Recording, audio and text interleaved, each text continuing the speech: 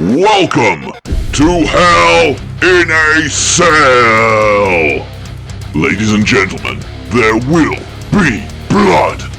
And it looks like this. At least that's what it looks like when you animefy it. This is a red blood cell. Her job is to bring you your Amazon tat and Uber Eats, so you don't have to get off your backside ever again. Of course, the universal laws of anime apply. Where there are cute girls, there must also be tentacle monsters. This is pneumococcus. Not to scale. Look at him. He's the captain now. This is a white blood cell, and this is his job. He rips and tears until it is done. One of the Pseudomonas slips the net and lays low for a bit, while life goes on. I'm squatching in here! Oh yeah! Once again, the immune system is on the case, but Pseudomonas has a cunning defense. Pocket sand! It grunts out a big load of horrible sticky goo that distracts everyone, letting it escape. This is starting to become urgent. Bacteria multiply fast and exponentially. If they're not hunted down quick sharp, there will soon be far too many to handle. What scientists know as the white blood cell's spidey sense keeps going off. Either that bug somewhere near, or 500 million years of evolution have let them down. That's more likely than you might think, actually. Evolution is a pretty slapdash process. It doesn't produce perfection. It produces, close enough. I mean, look at this. Look at it! Our guys run into some preschoolers working in heavy industry. This is a part of the body that's healing. These platelets are making it happen. Now, this Victorian child labor is all very adorable, but platelets are broken up fragments of dead cells and a soup of various proteins. So instead of cute anime kiddos, they would be more accurately represented by, well, our blood cell heads off to the lungs. As soon as she leaves, that weird prickle at the back of your neck that tells you you're being watched goes with her. Soon hopelessly lost, somehow, she runs into her teacher, who reminds her to RTFM. Oh shit! Little known true science fact, bacteria love nothing in all the world more than a good villainous pre-gloat. Luckily, white blood cells can leave the bloodstream and go through pretty much whatever tissues they fucking like. A lot of bacteria have a very effective defense mechanism. They can cover themselves in horrid gelatinous ooze, making them impossible for white blood cells to catch. But that doesn't help them much when the lungs have a way of catching them in a neat little mucus bubble and firing them off elsewhere. Where exactly?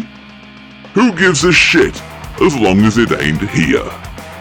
So long, sucker! Things are nice, peaceful, chill, until the outer surface is breached and things start going all total recall. In other words, this person has just suffered a small scratch, and not only is a bit of blood getting sucked out into the void, but some bacterial baddies are coming in. Amongst them, Staphylococcus aureus. You've probably heard of this one. It's the leading bacterial cause of death across 135 countries. It's everywhere in the environment around us, and normally that's fine, until it gets somewhere it shouldn't. As usual, the neutrophils are the first in line to start chopping them up. Damn! Red in tooth and claw, baby. They keep on coming, though, but that can only go on for so long. Why? Because this is only a very minor wound, which will get sealed up pretty quick, preventing any further bacterial contamination. So what's sealing it up? Why, the platelet kiddos, of course! Start the reactor. They form a protein called fibrin into big nets across the yawning gulf of the wound.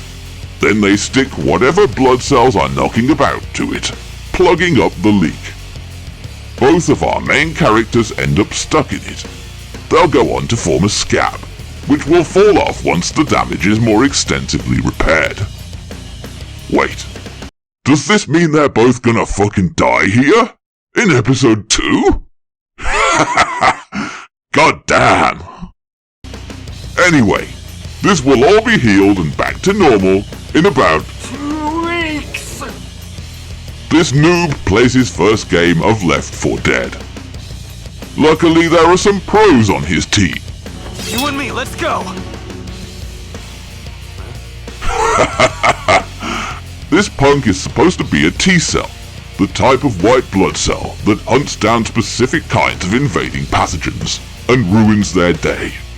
Right now, he is, to use the scientific term, a soft little bitch. Luckily, he gets his ass dragged out of the fire by another type of immune cell, the macrophage, represented here for what I'm sure are entirely evidence-based reasons by a big-titty anime princess. Combat-wise, she's basically a blender. So what have we got here? Tastes like influenza. What I just implied there is fully scientifically accurate, by the way. Damn, nature, you scary. The rest of the T-cells show up and get to work. They bully the FNG for failing to bathe himself in someone else's blood in glorious close combat. This fella, a dendritic cell, finds him and tries to pep him up a bit. He shows him how his commanding officers weren't quite such double-hard bastards not so very long ago.